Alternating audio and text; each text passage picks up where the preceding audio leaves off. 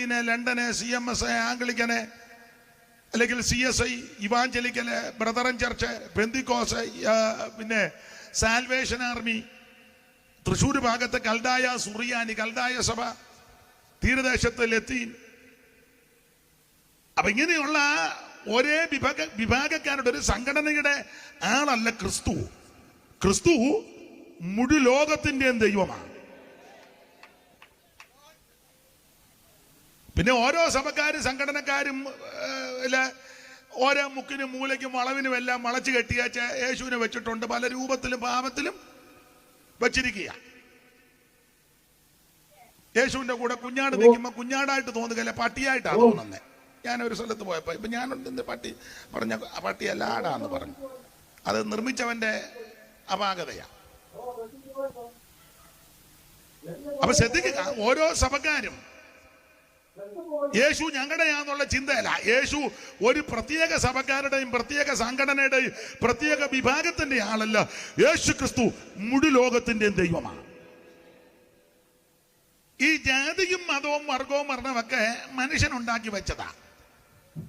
അതെ, ഞങ്ങൾ ഇച്ചിരി കൂടിയതാ, അവര് കുറഞ്ഞതാ, മറ്റവരെ താഴേക്കിടയിൽപ്പെട്ടത്, മറ്റവരിച്ചിരി മേലേക്കിടയിൽപ്പെട്ടത്, ഇതൊക്കെ മനുഷ്യൻ ഒപ്പിച്ചതാ.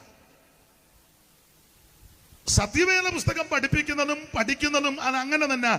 സകല മനുഷ്യനും ഒരു വ്യക്തിയിൽ നിന്ന് ജന്മം കൊണ്ടവരാ. വേദപുസ്തകത്തിൽ കൊടുത്തിരിക്കുന്ന വാക്യം, ഭൂതലത്തിലെങ്ങും കുടിയിരിക്കുവാൻ അവൻ ഒരുത്തനിൽ നിന്ന് മനുഷ്യജാതിയെ ഉളവാക്കി. പണ്ട് നാമം ജപിക്കുമ്പോൾ ഇങ്ങനെ ഒരു ഭാഗം ഹരിനാമകീർത്തനത്തിലുണ്ട്. ഹൈന്ദവരായ സ്നേഹിതന്മാർക്കറിയാം. ഓംകാരമായ പൊരുൾ മൂന്നായി പിരിഞ്ഞുടനെ അകാരമായതിനു താൻ തന്നെ സാക്ഷിയതു ബോധം വരുത്തുവതിനാളായി നിന്ന പര ആചാര്യ രൂപകരി. ഞാൻ ചൊല്ലിയിട്ടുണ്ട്, അത് അറിവുള്ളവർക്കറിയാം. ആ ഭാഗത്തേക്ക് ഞാൻ പോകുന്നില്ല. ഞാൻ അതിൽ നിന്ന് പറഞ്ഞാൽ നിങ്ങൾ പറയും പുള്ളിയുടെ കൃപയൊക്കെ പോയി ഇപ്പൊ നാമം ജപിച്ച് നടക്കുക എന്ന് പറയും. ഇവിടെ ഇരിക്കുന്നവർ ഇപ്പൊ തന്നെ ശാസിക്കാൻ തുടങ്ങി.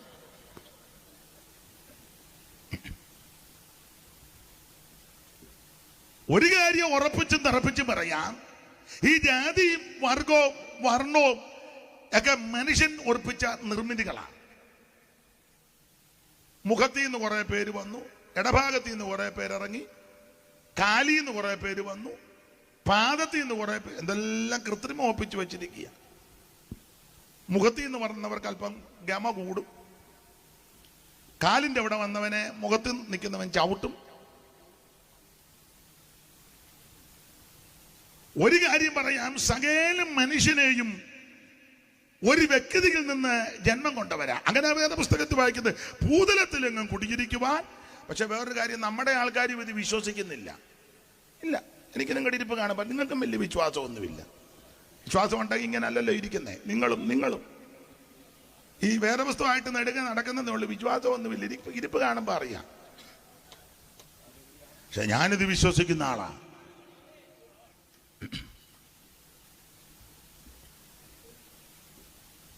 ദൈവം മണ്ണുകൊണ്ട് മനുഷ്യനെ സൃഷ്ടിച്ചു. കുരങ്ങ് രൂപാന്തരപ്പെട്ടതല്ല. പള്ളിക്കൂടത്തിൽ അങ്ങനെ പഠിക്കണമായിരുന്നു, പഠിക്കുകയും ചെയ്തു. അത് പഠിച്ചെഴുതിയെങ്കിലേ മാർക്ക് കിട്ടുള്ളൂ. അത് അവിടുത്തെ പഠിത്തമാണ്. കുരങ്ങ് രൂപാന്തരപ്പെട്ടെന്നാണ്. ഇത് കുരങ്ങ് രൂപാന്തരപ്പെട്ടതല്ല. സർവജ്ഞനായ ദൈവം മണ്ണുകൊണ്ട് മനുഷ്യനെ സൃഷ്ടിച്ചതാണ്. പിന്നെ ചില ഇടങ്ങളിൽ ചെല്ലുമ്പം, സ്റ്റേജിലാണെങ്കിലും സദസ്സിലാണെങ്കിലും ചിലരുടെ ഇരിപ്പ് കാണുമ്പം എനിക്ക് ഡൗട്ടുണ്ട്, ഡാർവിൻ പറഞ്ഞതാ മിക്കവാറും. ആ നോട്ടോ ഇരിപ്പും ഒരു സന്തോഷമൊന്നുമില്ലല്ലോ. അപ്പൊ എനിക്ക് മലയാള ഭാഷയിൽ ഒരു പ്രയോഗമുണ്ട്, ഉൽപ്രേക്ഷ. അത് താനല്ലയോ ഇത് എന്ന് വർണ്ണ്യത്തിലാശങ്ക ഉൽപ്രേക്ഷാഖ്യലങ്കൃതി. അപ്പൊ എനിക്ക് ഇന്ന് രാത്രി ഉൽപ്രേക്ഷ ഉണ്ടാകരുത്. നിങ്ങൾ എന്റെ ഉൽപ്രേക്ഷ മാറ്റി വേണം വിടാൻ. ഇത് സർവജ്ഞനായ ദൈവം മനുഷ്യനെ മണ്ണുകൊണ്ട് സൃഷ്ടിച്ചതാണ്. ആ മനുഷ്യനെ ഗാഠനിദ്ര ദീർഘനിദ്ര വരുത്തി ആദമിന്റെ പാർശ്വഭാഗത്ത് നിന്ന് ഒരു വാരിയലെടുത്ത് സർവജ്ഞനായ ദൈവം സാറ് കൊടുത്തിരിക്കുന്ന പ്രയോഗം ഭവനാശകൻ എന്ന നല്ല പദങ്ങളാണ്. ഒരു സ്ത്രീയെ മെടഞ്ഞ് നിർത്തി. ആദാം കണ്ണ് ചിമ്മി നോക്കിയപ്പോൾ ഹവ്വായെ കണ്ടു. അത് സാറ് കൊടുത്തിരിക്കുന്ന പ്രയോഗം ഉറക്കമുണർന്നവൻ കണ്ണുകൾ മന്ദം മന്ദം തുറക്കും നേരം ഒരു ദിവ്യയാം നാരീരത്നം തനിക്ക് മുമ്പിലായി നിൽക്കുന്നു. വിഭാതത്തിൻ കനൽക്ക് നേർക്കായി കിഴക്കുതിച്ച ഭാനുബിംബം പോലെ അപ്രതീക്ഷിതമായ കാഴ്ചയിൽ വിവശനായി പ്രകാരം ആദമൻ ഉള്ളത്തിൽ ഉച്ചരിച്ചു, എന്ത് ഞാൻ കാണുന്നത് ചന്തമേറിയ കാഴ്ച കാന്ത, മിന്നലീ ഭൂവിൽ പിണ്ടിതാകൃതിയായോ ചന്ദ്രനെ വെടിഞ്ഞിങ്ങി ചന്ദ്രിക വരാവതോ സാന്ദ്ര സൗഭാഗ്യം, എന്തൊരു നവസൃഷ്ടി. വാനവ പരീക്ഷയിലെങ്ങാനുമാണോ വരില്ലാനനാദികൾ കൽപ്പഭേദമോർത്ത് കണ്ടാൽ കേശഭംഗിയും ചൊല്ലുന്നില്ല ഞാൻ, കാരണം അങ്ങനെ വർണ്ണിച്ചാൽ ഈ സഹോദരിമാർക്ക് അരിശം ഉണ്ടാകും. കാരണം ഔവായെ വർണ്ണിക്കുമ്പോൾ നല്ല സൗന്ദര്യത്തിന്റെ മൂർത്തിയെ ഭാവമാ ഈ തള്ളമാരെല്ലാം വഴക്കുണ്ടാക്കും. അതുകൊണ്ട് ഞാൻ വർണ്ണിക്കുന്നില്ല. അപ്പൊ എന്തായാലും ഒരു കാര്യം പറയാം, സകല മനുഷ്യനും ദൈവത്തിന്റെ സൃഷ്ടിയാ. അതുകൊണ്ട് എനിക്ക് പറയാനുള്ളത്, മതത്തിന്റെ പേര് പറഞ്ഞ്, സമുദായത്തിന്റെ പേര് പറഞ്ഞ്, സംഘടനയുടെ പേര് പറഞ്ഞ്, സഭയുടെ പേര് പറഞ്ഞ് അന്യോന്യം കലഹിക്കരുത്, വഴക്കുണ്ടാക്കരുത്. എനിക്കിതാ സമൂഹത്തോട് പറയാനുള്ളത്.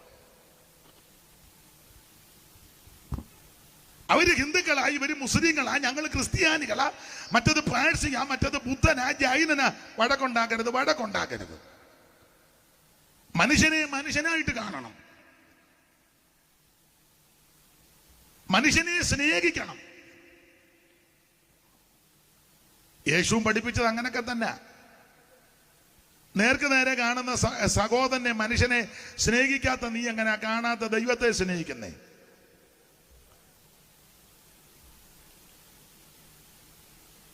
ശ്രീനാരായണ ഗുരു അവർകള് കണ്ണാടി പ്രതിഷ്ഠ നടത്തി. ചരിത്രം പഠിക്കുന്നത് കണ്ണാടി പ്രതിഷ്ഠ, എനിക്ക് തോന്നുന്നത് കളവങ്കോട്ടാന്ന് തോന്നുന്നു, ഇല്ലയോ?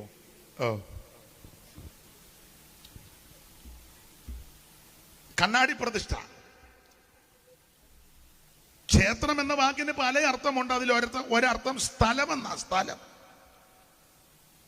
അപ്പോൾ അവിടെ അകത്ത് കണ്ണാടി കൊണ്ട് ശ്രീകോവിലിനകത്ത് കണ്ണാടി പ്രതിഷ്ഠിച്ചു. നല്ല ആശയമാണ്. കാരണം രാവിലെ കുളിച്ചു തൊടാൻ ചെല്ലുന്നവര്, വൈകുന്നേരത്തെ ദീപാരാധനയ്ക്ക് ചെല്ലുന്നവര് കണ്ണ് അടച്ച് നട തുറക്കുമ്പം ഇങ്ങനെ നോക്കുമ്പം ഈ നിൽക്കുന്ന പുള്ളിയെ തന്നെ അകത്ത് കാണുന്നേ.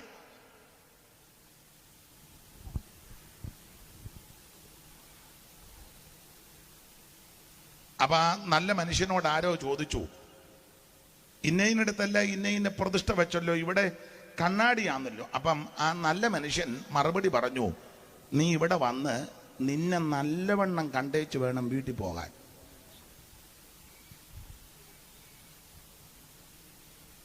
അല്ല, പെന്തിക്കോസുകാരോടും ഞാൻ പറയാം, ക്രിസ്ത്യാനികളോടും പറയാം, നീ കൺവെൻഷന് വന്നത് നല്ലതാ, പള്ളി വരുന്ന നല്ലതാ, അഞ്ചരയുടെ കുർബാനയ്ക്ക് കയറുന്നത് നല്ലതാ, കുമ്പനാട്ടിൽ നിന്ന് തമ്പേർ മേടിച്ച് കമത്തിയിട്ട് അടിക്കുന്നത് നല്ലതാ. പക്ഷേ അടി ഒത്തിരി നടന്നില്ലെങ്കിൽ നിന്നെ നല്ലവണ്ണം കണ്ടേച്ച് വേണം പോകാൻ. എന്നാ നിങ്ങളല്ലേ ഇങ്ങനെ ഇരിക്കുന്നേ? പാടിക്കുഴഞ്ഞതാണോ?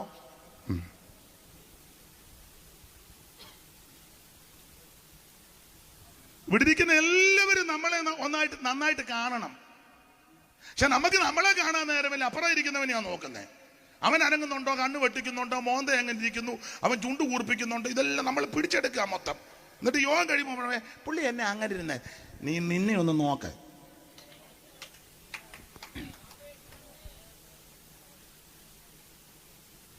നമ്മളെ ഒന്ന് കാണാൻ. ചെല്ല് പറയാറുണ്ട്, എന്നെ ആരും സ്നേഹിക്കുന്നില്ല. നീ ആദ്യം അങ്ങോട്ട് സ്നേഹിക്കുക. അമ്മായിമ്മ വരിക, പക്ഷേ മരുമകൾക്ക് എന്നോട് ഒരു താല്പര്യം അല്ല. നിനക്ക് ആദ്യം താല്പര്യം വരും മരുമകളോട്. നീ മരുമകളുടെ കുറ്റവും കുറവും എല്ലാം മോളോട് പറയുക. മോള് വരും ഇടയ്ക്ക് അമ്മയെ കാണാൻ വരികല്ലോ, ഗുരുക്കൊപ്പിക്കാൻ വരുന്നതാ. എന്തായാലും മരുമകളുടെ കുറ്റമെല്ലാം മോളോട് പറയുക, അതല്ല ചെയ്യേണ്ടത്. നീ ആദ്യം മോളെ അങ്ങോട്ട് സ്നേഹിക്കേ. മരുമകളും പറയുക, സ്തോത്രം പാസേ, പ്രാർത്ഥിക്കണം. അച്ചാച്ചന്റെ അമ്മയ്ക്ക് എന്നോട് വലിയ താല്പര്യം. ആദ്യം നീ അമ്മയെ ഒന്ന് താല്പര്യപ്പെടാൻ. യേശു പഠിപ്പിച്ചത് തന്നെ പോലെ തന്നെ. അപ്പൊ ആദ്യം നമ്മെ സ്നേഹിക്കണം. ആദ്യം നമ്മളെ സ്നേഹിക്കണം. അല്ല, ഈ മറ്റുള്ളവരെ സ്നേഹിക്കാത്തതിന്റെ കാരണം നമുക്ക് നമ്മളോട് തന്നെ സ്നേഹം ഇല്ല. നമുക്ക് നമ്മളോട് സ്നേഹമുണ്ട്, അവരെന്നെ സ്നേഹിക്കും.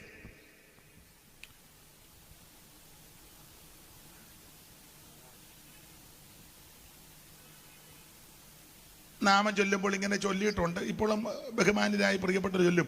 ആ വരി ഇങ്ങനെ: അന്യർക്കു ഗുണം ചെയ്വതി നായൂസുവപുസും. നിങ്ങൾ എന്തിക്കാ, പുള്ളി പിന്നെ ബന്ധനമാണല്ലോ.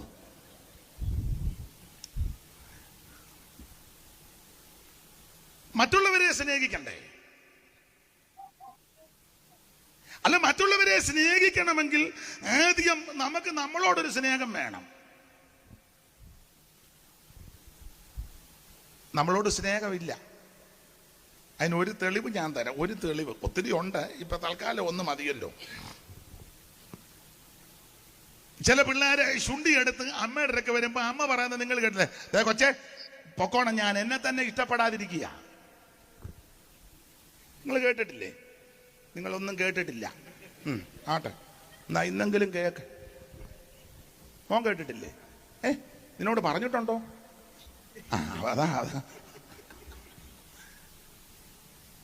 ചെല്ലി പറയുന്നത് കേട്ടിട്ടുണ്ട്. കൊച്ചപ്പൊക്കോണം, ഞാൻ എന്നെ തന്നെ പിടിക്കാതായി ഇവിടെ കുടുംബത്ത്. പറഞ്ഞാൽ വിചാരിക്കുന്ന ഈ മോന്ത കാണുമ്പോ അറിയാം, ഇരിപ്പ് കാണുമ്പോ അറിയാം. അപ്പൊ നിനക്ക് നിന്നോട് തന്നെ ഒരു താല്പര്യമില്ല, പിന്നെ എങ്ങനെ അപ്പുറത്തുകാരനെ സ്നേഹിക്കുന്നേ? ആദ്യം നമ്മളെ ഒന്ന് സ്നേഹിക്കണം.